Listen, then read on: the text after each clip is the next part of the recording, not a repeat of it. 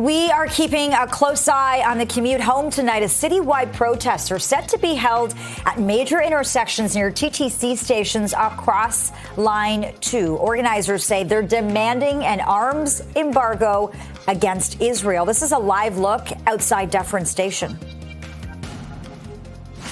Plus, burn bans are issued across cities like Vaughan, Markham, Hamilton, and Burlington in the wake of hot and dry conditions. It comes as crews continue to battle massive forest fires in cottage country. And when will this oppressive heat wave break? We have more tonight on the cooler air mass moving in, and we're keeping a watch on thunderstorms across the province. That guy drives me crazy down south, I'll tell you, and 41 million other Canadians. I wonder who he's talking about. More tariff frustration from Premier Doug Ford today, calling on the Bank of Canada to slash interest rates as he gets ready to travel to Ottawa to meet with Prime Minister Mark Carney. You're watching Live at 5.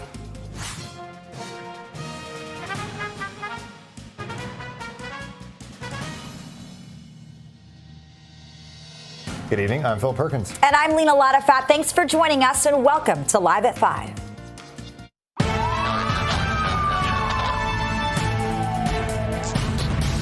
We are following breaking news, a fatal stabbing near Woodbine and O'Connor this afternoon. Police are now providing an update. Let's listen in live. Early on in the investigation, our homicide investigators are on the way.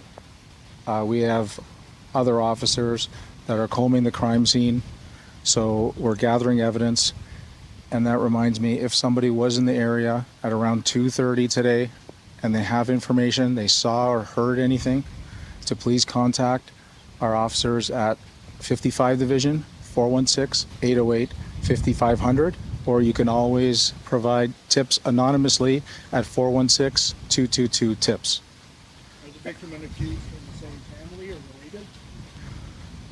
I'm not going to get into that other than to say that they are known to each other.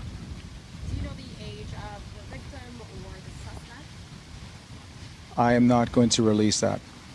Was there a weapon recovered? I'm also not going to provide that information as well. As you can tell, I'm very limited in providing very specific information, which I'd love to share with you, but this is a very serious homicide investigation, and we need to gather the evidence and ensure for the integrity of the investigation that we have everything lined up. So I will leave it at that. I wish you a good afternoon and thank you. That's Duty Inspector Brian Maslowski giving a very brief, mind you, this is something that happened around 3 hours ago, a fatal stabbing at Woodbine and O'Connor, saying this is a very serious homicide investigation. You don't hear that adjective much when it comes to something like that. So still very early in the investigation, and if we get any updates, probably not today, we'll be the first to know. We'll keep you posted. Also sounds like detectives believe the victim and the suspect knew each other. They are appealing for witness information that could certainly help homicide detectives in this case. We're going to have much more on this developing story coming up throughout the day. In the meantime, we'll tell you more about this story. A man has been charged in a road rage incident on the 401 in Scarborough that saw 2 people stabbed. A 35-year-old victim sent to hospital with serious injuries, while the second victim, a 31-year-old, suffered minor injuries. The LPP say the case of road rage happened yesterday afternoon on eastbound 401 near Brimley. 2 vehicles pulled off the shoulder and 2 occupants of one of the cars was stabbed. The victims made their own way to hospital, and police later arrested a 44-year-old man. Multiple arrests have been made in the recent murder of a man in Hamilton. 25-year-old Zachary Schumann was found shot in the parking lot of a condo in Dundas on July 27th and was pronounced dead at the scene. According to an online fundraiser, he left behind a 3-year-old daughter. Now, 2 men have been arrested, charged with second-degree murder. They are 30-year-old Andrew Kowalik and 27-year-old Muzzy Jebri Merriam. Hamilton police provided an update on the investigation earlier today.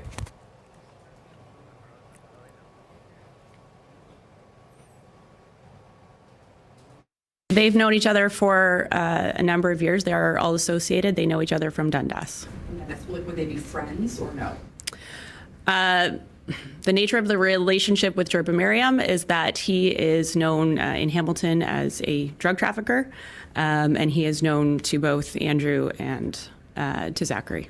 Do you believe that drugs was the reason that they were meeting them? The part of the reason for the meetup? We don't necessarily know if that's the reason for the meetup, but we do believe that that's part of the involvement in this case overall. Well, police say that they've recovered the suspect's vehicle in the shooting, but they're still looking for the gun. So if any information, you're being asked to come forward to authorities. One person is in custody tonight after a police vehicle was involved in a multi-vehicle crash downtown. It happened on Bay Street, north of Queen, just before 3 p.m. Paramedics tell CP24 that 4 people were injured in this crash.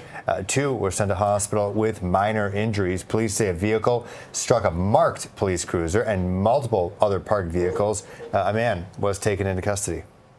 Pedestrians died after being struck by a transport truck in Milton. The man was hit near a plaza on Scott Boulevard near Derry Road, pronounced dead. The driver involved stayed on scene. The Halton Police Collision Reconstruction Unit has been called in to figure out what happened. Our investigators are going to be speaking to any witnesses, looking for any video from the parking lot here. It's a no frills in a bank.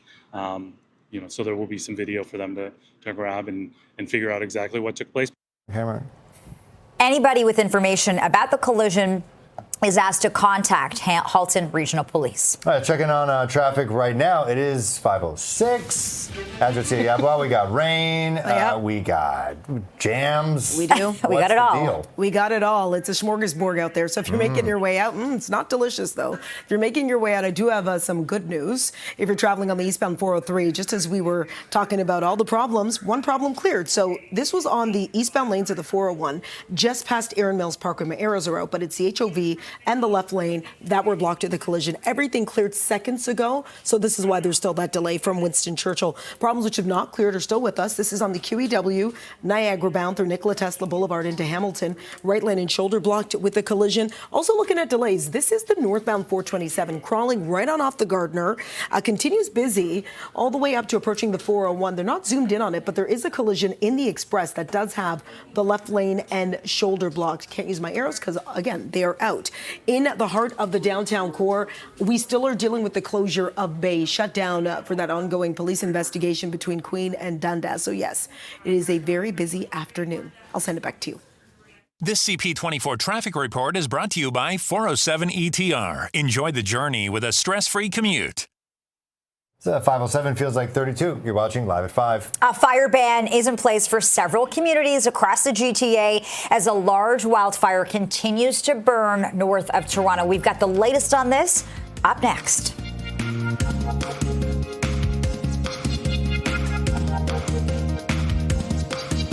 Welcome back to Live at 5. Fire bans are in place for several communities across the GTHA as crews continue to fight wildfires in the Kawarthas. CP24's Melissa Duggan joins us live with the latest on what residents can and cannot do. Melissa. Yeah, Lena and Phil, we're tracking a lot that's happening in the province right now when it comes to wildfire activity. The list of communities where fires are banned, it is growing. One of the latest to be added to the list, Markham. It also includes Burlington, Oakville, Ajax. So parts of the GTA and beyond certainly included on these lists. So any outdoor fires are being banned in these communities, and residents also just being asked to exercise some extra caution, whether it's with outdoor candles or propane, gas-powered equipment, also cigarette butts, anything. Any one of these could spark a fire, and that's why different agencies throughout the province are putting these rules in place to make sure that nothing is sparked inadvertently. We were hearing from York Fire Chief Rocco Volpe. He's urging residents to use this extra caution during this particularly dry and hot time. What I would like the residents of Aurora and Newmarket to know is we are on a fire ban. We ask to suspend all recreational fires. Although we are allowing barbecues to occur, we ask that you are careful in closing your propane cylinder or shutting off your gas valve. Also, when you're barbecuing, we ask that you're mindful and diligent when you're barbecuing around combustibles. Also, if you are a smoker, we're asking that you discard your cigarettes properly into a metal container. And just before you go to bed, we ask that you just put some water in that container. Anything that you could take steps to be proactive in eliminating a fire to occur. We continue to track wildfire activity in cottage country as well. Of course, we've been talking about Kawartha Lakes for several days now. One major fire sparked there on Friday. It's about 27 hectares. There was a second one that really started yesterday. It's in the Kirkfield area, growing to more than 33 hectares. We're seeing some road closures in those areas. No evacuation orders to tell you about at this point. But obviously, there is a total fire ban in this area, and residents are really being asked to stick to those rules. As for cottagers, there are lots of people in the GTA who might have places that they want to visit there. We are hearing the message from local leadership to stay away from those areas that are affected by fires. If your cottage happens to be an area that is not near a fire, the mayor of Kawartha Lakes is saying that you can still go there, but certainly exercise some extra caution. Have a listen.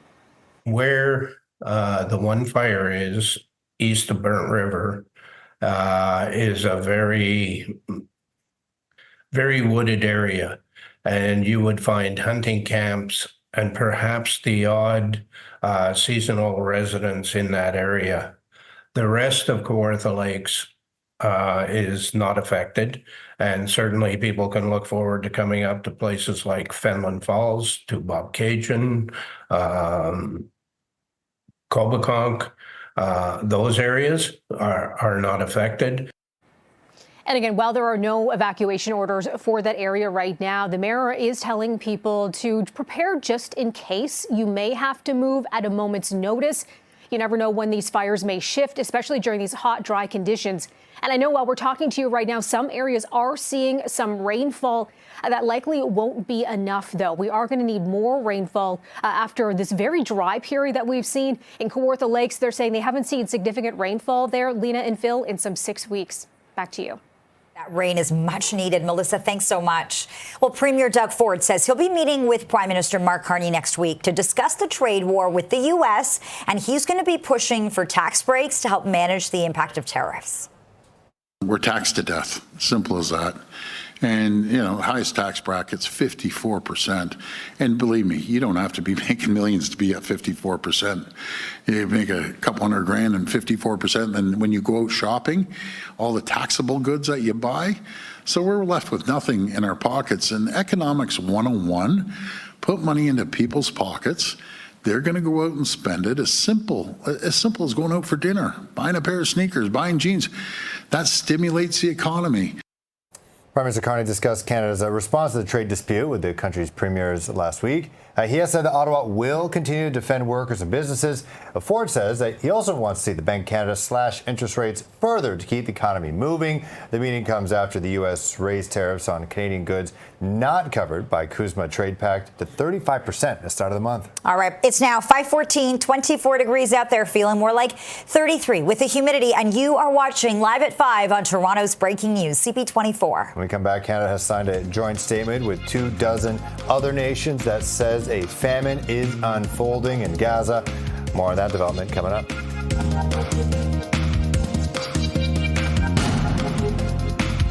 Welcome back to Live at 5. Happening right now, rallies demanding Canada take action for Gaza are being held at major intersections along the Bloor and Danforth line this hour. Yeah, CP24's Andrew Brennan joins us live from one rally location at Dufferin and Bloor. Andrew, what is happening where you are? Well, Lena, Phil, in the last couple of minutes, this was slated to start at 5. There were people here beforehand. But now I'm counting roughly between 3 and 4 dozen people that are here along the streets on Bloor Street, just in front of Dufferin Station. So we're at Dufferin and Bloor on the northwest corner. Behind the silver metallic building is the station. Now,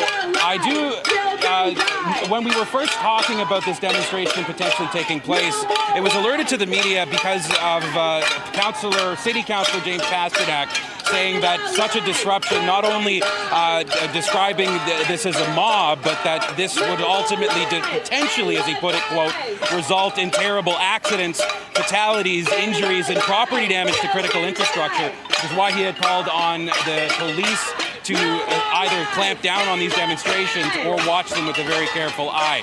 So like I said, there's about 3 to 4 dozen people here, and I did do a quick count about 2 minutes before we came to air.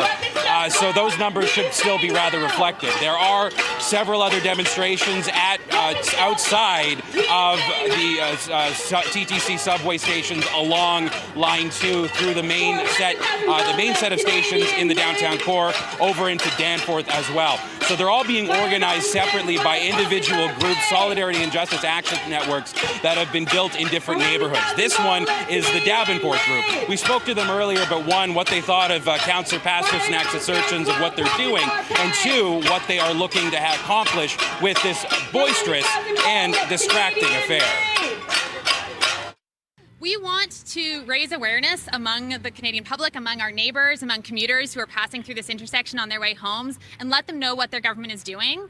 The government has not been transparent about its actions, so that leaves it to us to do that education work with the public. We actually, in our conversations with our neighbours that we've been having for months, and especially in the last couple of days, we know that the vast majority of our neighbours agree with us. We're having extremely, people receive us with a lot of gratitude and appreciation when we hand them a flyer on the street, and are encouraged to see people taking action and elevating this demand and really raising awareness about what's going on. Now, there have been some that have described what these demonstrations were expected to be as, again, using words such as mobs. The organizers told us before that they were expecting a more family-friendly affair. Without putting children on TV for no necessary reason, there are several kids that are in the demonstration along with their parents. This historically goes back to a tradition from Quebec. They're called les casseroles, when they would beat pots and pans as an act of defiance and demonstration, usually against what they would find to be either government austerity or the like.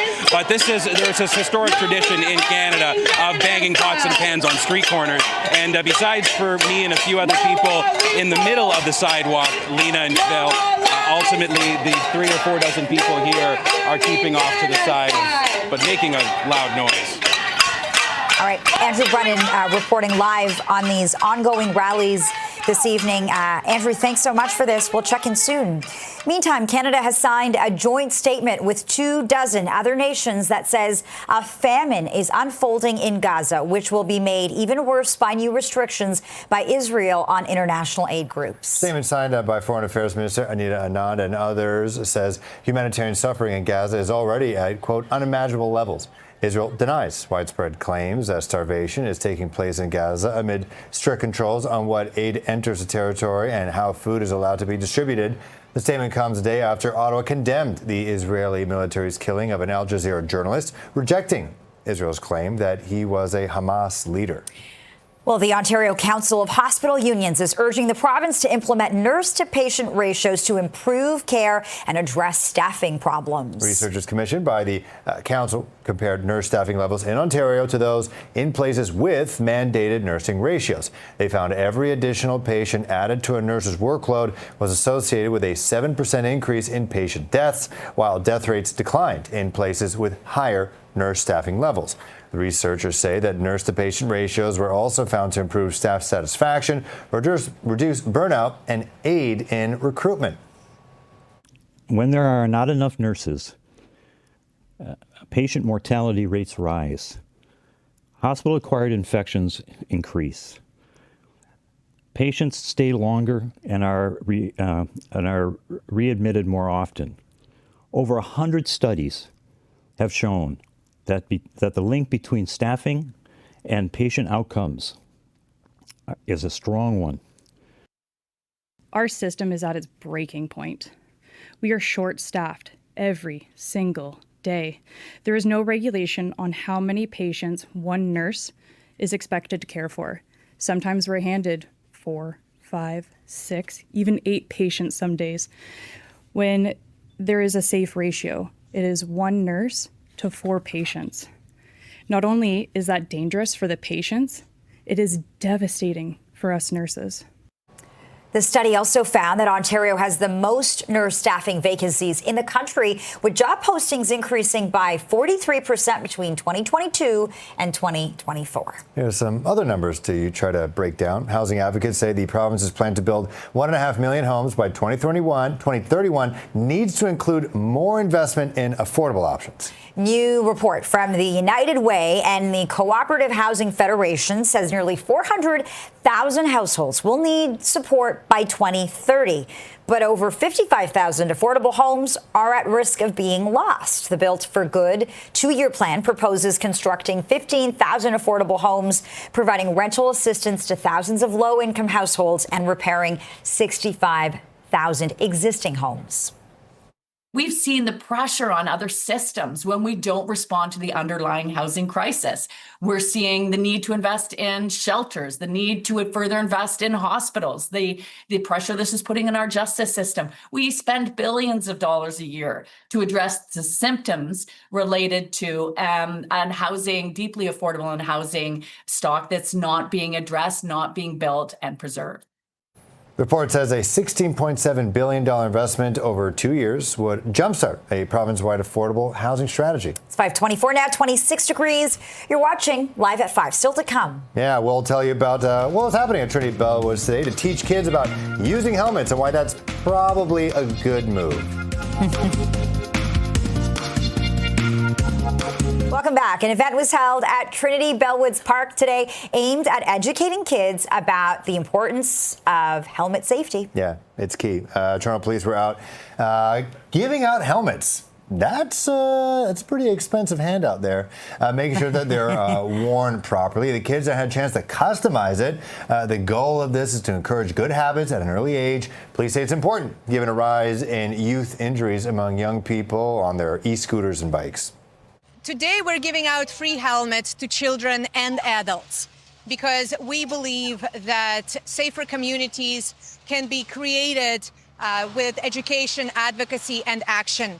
Helmets is just one of the campaigns that we do, and we partnered with Toronto Police Services Division 14, CPLC, to bring families together.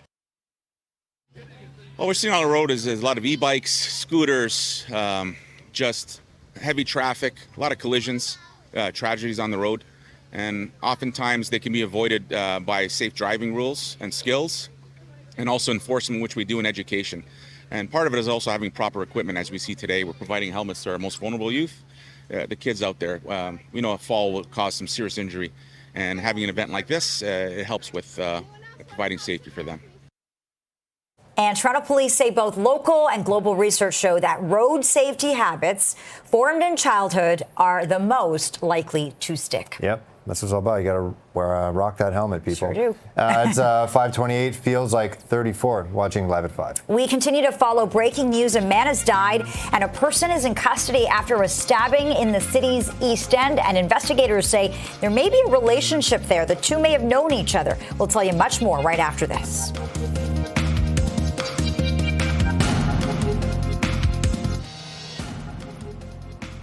We're live on Bloor and Dufferin. We're keeping an eye on your commute home tonight. Citywide protests are set to be held at major intersections near TTC stations along the Bloor-Danforth line. Organizers say they're demanding an arms embargo against Israel. Plus, burn bans are issued across cities like Vaughan, Markham, Hamilton, and Burlington. In the wake of hot and dry conditions, it comes as crews battle massive forest fires in cottage country. And when will this heat wave break? Well, we have more tonight on the cooler air mass moving in as we speak, and we're keeping a watch on thunderstorms across the province. That guy drives me crazy down south, I'll tell you. And 41 million other Canadians. Yeah, that's the premier talking about Donald Trump. More tariff frustration from him today as he calls on the Bank of Canada to slash interest rates. The premier also getting ready to travel to Ottawa to meet with Prime Minister Mark Carney next week. This is Live at 5.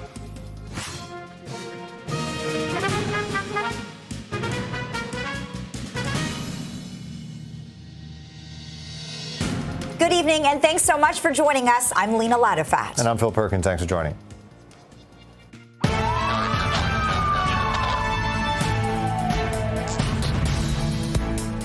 Breaking news right now in East York. A man has died and a person has been arrested after a stabbing in the city's East End. Police say they responded to reports that someone had been stabbed in a building at Woodbine and O'Connor Avenue shortly after 2:30 this afternoon. We're giving you a live shot here. It seems to have happened around this apartment building. The victim died in hospital after being found with critical injuries. Police are calling this a very serious homicide investigation, and they also say the victim and suspect are known to each other. Here's more. On scene, we had a male that was arrested. I can tell you that the male and the victim are known to each other. We are not looking for any additional suspects. Police say they will be at the building for an extended period of time conducting their investigation. All right, turning to some other stories we're following for you. A man's been charged in a road rage incident on the 401 in Scarborough that saw two people stabbed. Yeah, a 35-year-old victim went to hospital with serious injuries, while the second victim, a 31-year-old, suffered minor injuries. The OPP say the case of road rage happened yesterday afternoon on the 401 near Brimley. Two vehicles pulled off to the shoulder, and two occupants of the one car were stabbed. The victims then made their own way to hospital, and police later arrested a 44-year-old man. Multiple arrests have been made in the recent murder of a man in Hamilton. 25-year-old Zachary Schumann was found shot in the parking lot of a condo in Dundas on July 27th and was pronounced dead on scene. Now, according to an online fundraiser, he is survived by his 3-year-old daughter.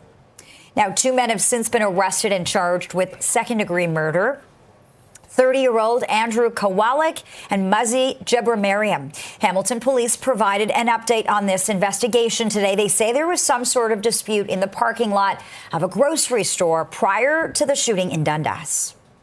We do know that there was a disturbance between the blue Ford Edge and Zachary and his vehicle at the Metro. What the actual nature of that discussion was and that disturbance, we don't know at this time.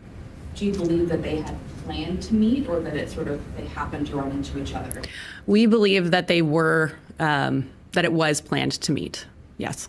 And what about the location, that the parking lot where the shooting took place? Was that then part of the plan, or how did they end up then at the other parking lot?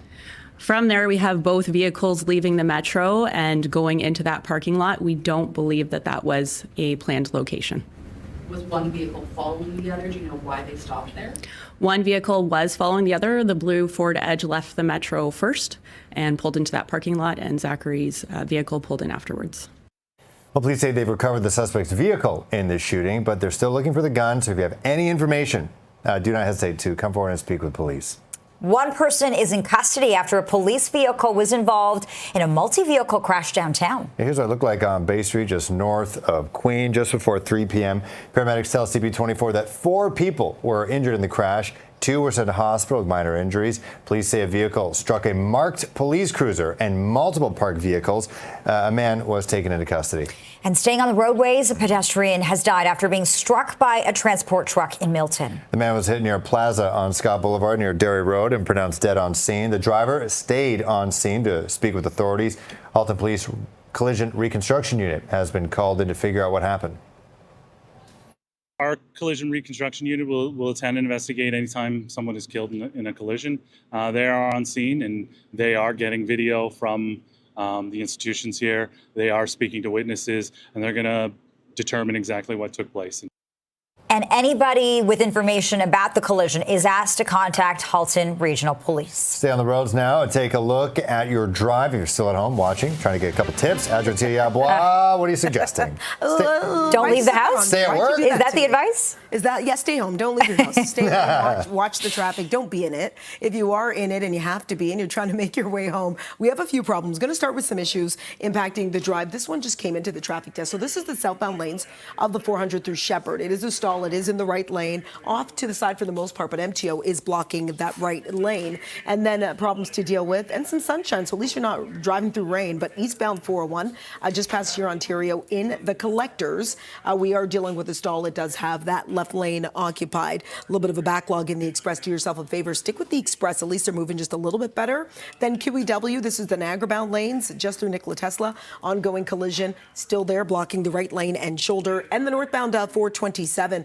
We were getting word of a collision on the northbound 427 in the express just through the 401. Haven't spotted it yet. There are problems on the southbound side that are off to the shoulder. This is just on the approach to the 401. And I know we've been talking about this all afternoon long, but friendly reminder, we are still dealing with the closure of Bay. Shut down both ways between Queen and Dundas for that ongoing collision and police activity. I'll send it back to you both.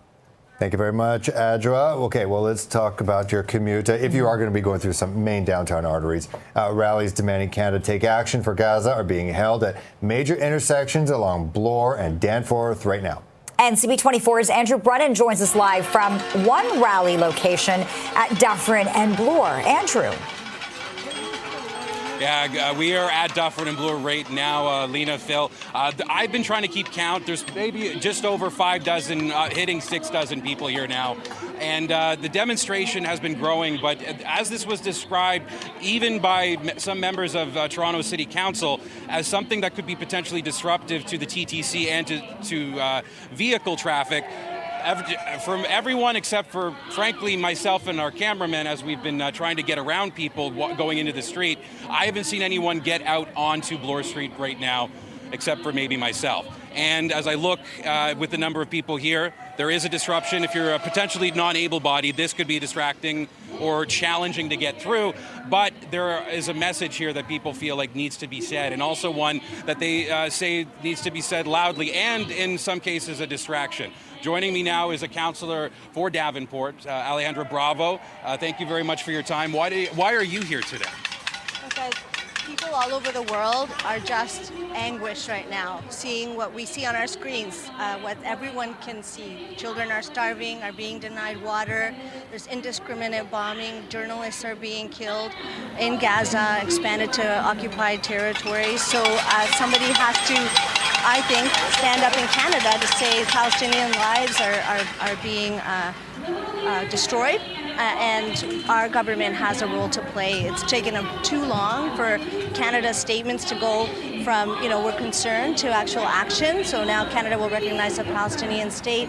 But the very least we can do is to join the United Nations, join Amnesty, join Save the Children, Doctors Without Borders, to say more immediately, more aid, and we should not be sending weapons that could end up violating international human rights that we say we uphold. We are signatories to all those conventions. Well, let's put our money where our mouth is. Now, just as you were speaking, I was grabbing a statement from one of your colleagues, Councillor Pasternak, was saying that he wanted the police to intervene, saying that this could be, quote, potentially result in terrible accidents, fatalities, injuries, and property damage to critical infrastructure.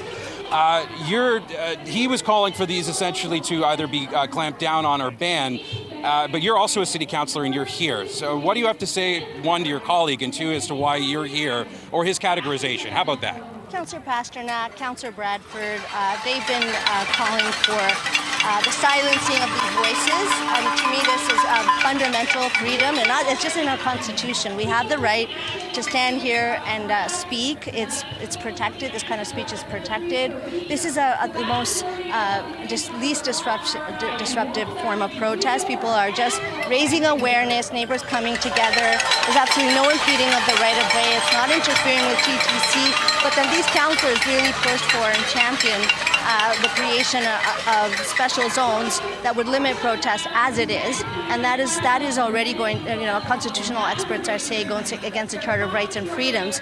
So it's really sad. I would love for them to join in saying Canada is signatory to international human rights conventions that came out of the Holocaust, written by survivors of the Holocaust.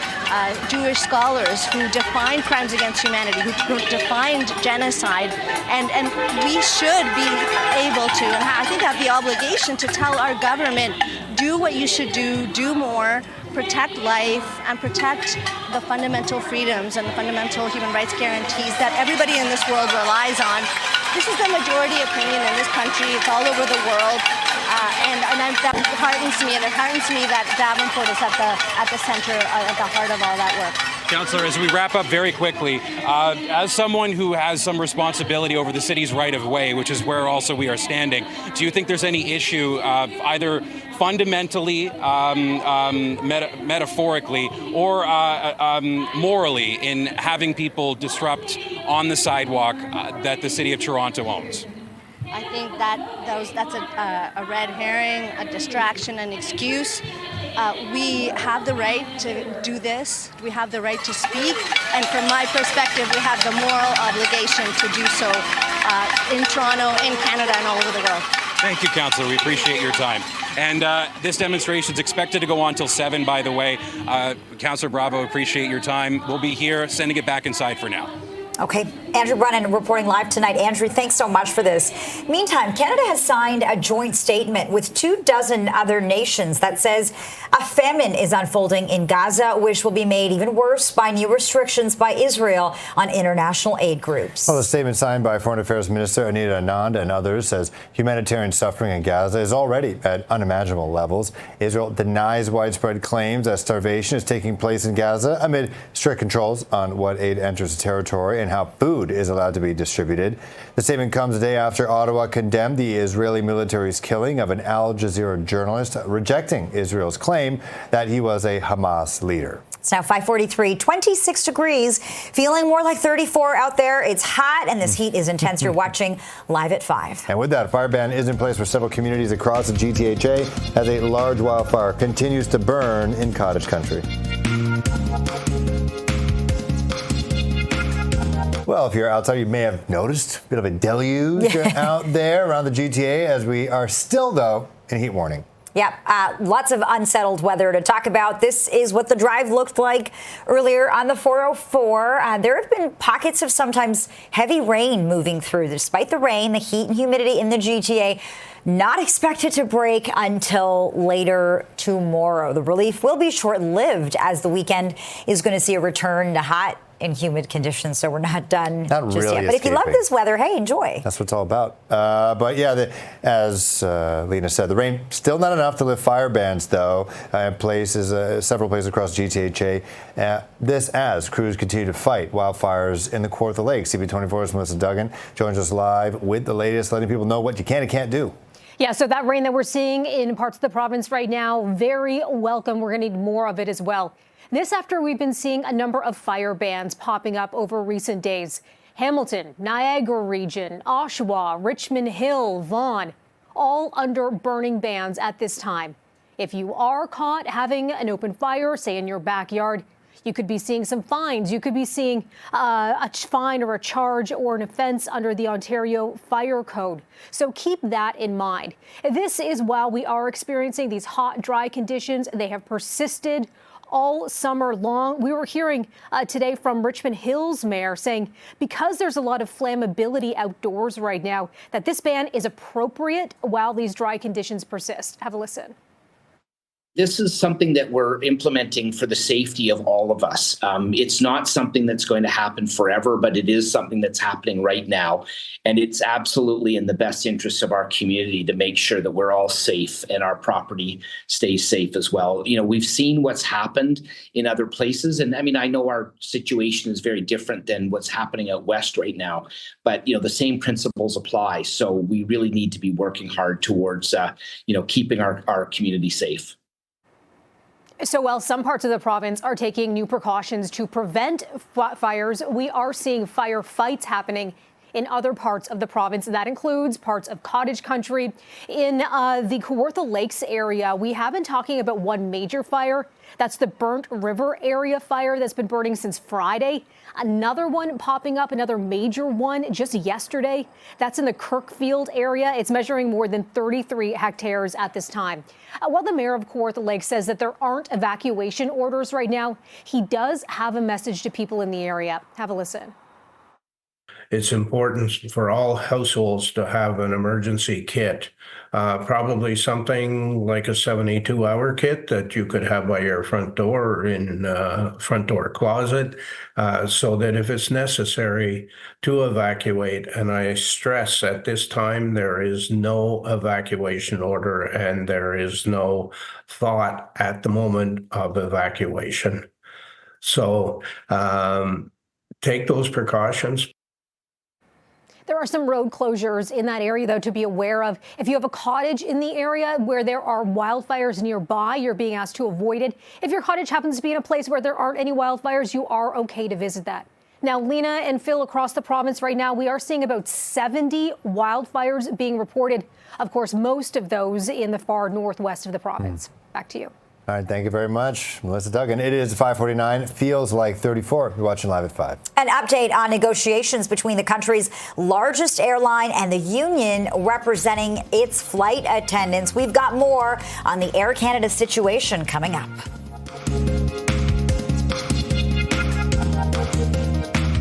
Air Canada says it has reached an impasse in negotiations with the union representing its flight attendants. Yeah, this comes after CUPE rejected a proposal from the airline to enter binding arbitration. A strike or lockout could begin Saturday, but would require 72 hours notice from either side. Air Canada says it will notify customers whose flights are potentially canceled, and they will be eligible for a full refund. Well, turning to the tariff war with the U.S. Premier Doug Ford, pretty passionate about this once again when he told reporters he'd be meeting with Prime Minister Mark Carney next week to discuss the trade war. And he also says he's going to be pushing for tax breaks to help manage the impact. Let's get rid of the HST. I will follow that on anyone that buys a home, not just new home buyers, but anyone. And let's do it to a point of 2 years so it puts pressure on the market. If you go out there and say we're getting rid of it for 10 years, well, everyone's going to la-di-da, la-di-da. Let's lower that, right? In 2 years, lower the HST. That's massive amounts of savings for people. When you're buying a home, $600,000, $700,000, $900,000, or even $1 million, that saves a lot of money. It's 5:03. Feels like 34. Watching Live at 5. Coming up, we'll find out about a new campaign that's been launched to save businesses in Little Jamaica. That conversation is next. Welcome back. A campaign has been launched to get people back to spending money in Little Jamaica after more than a decade of construction of the Eglinton Crosstown LRT and, of course, the impacts of the COVID-19 pandemic. Yeah, and for more on this, we want to turn to Masani Montague tonight. She's the managing director of Rastafest. Good to be with you. Welcome to the show. Look, it's been a rough couple of years for businesses in Little Jamaica. So many of them are still hurting. Tell us more about this new campaign. Well, you know, it's sponsored by the city of Toronto. It's called Little Jamaica Business Initiative. The idea is to bring down people to the Little Jamaica community for this week. The campaign started on Monday and ends on Sunday. It's sidewalk sale, you know, festival is happening, Rastafest is happening this Saturday and Sunday. So we're encouraging listeners out there to come on down and support the stores because we're struggling as a community. You know, we're seeing images of boarded up businesses. I remember Little Jamaica was bustling, and obviously the LRT construction shut a lot of businesses down. But why was it particularly hard hit, that area? Well, for one, 10 years of construction took a toll on the business. Then post-COVID, I used to go to Eglinton back in the 70s. I remember Little Jamaica being a bustling community in 1977, 78, 79, even as close to the 80s. So this campaign, Rastafest Little Jamaica Street Market, is to let people know that they can come on down to the festival, come on down to the sidewalk sale, and come on down and support the business. Because the only way this store owners gonna really survive is if people come down and support the stores. As you can see, quite a few stores have been closed down, but then it's still a lot of stores open, right? So the ones who are open still looking for walk-in customers.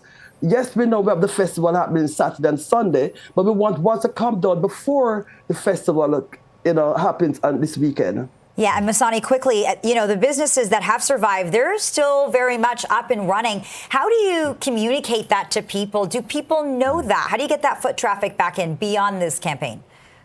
Okay, so we have been doing this for the last 3-4 years, right? So Rastafest has been in the community for the last 4 years. However, Rastafest is 32 years old, so it's not a new event. So we use a Rastafest brand for the last 31 years to tap into our people to say, listen, we're here, we're, you know, in the community, We need you to come down and support us. And also, we network with other business owners in the area. That's one. And two, we have a large social media campaign. All right, we've got to leave it there. I'm so sorry, but we've run out of time. Masani Montague, Managing Director of Rasta Fest. It's been great to have you on. Thank you. Thank you. Yes, everyone go to it. It's at 5:59. It feels like 34. You're watching Toronto's Breaking News, CP24. And we leave you with a live look outside Dufferin Station, where a rally is being held to demand Canada take action for Gaza. Thanks so much for watching. We're going to have more on this coming up. CTV News at 6 is next.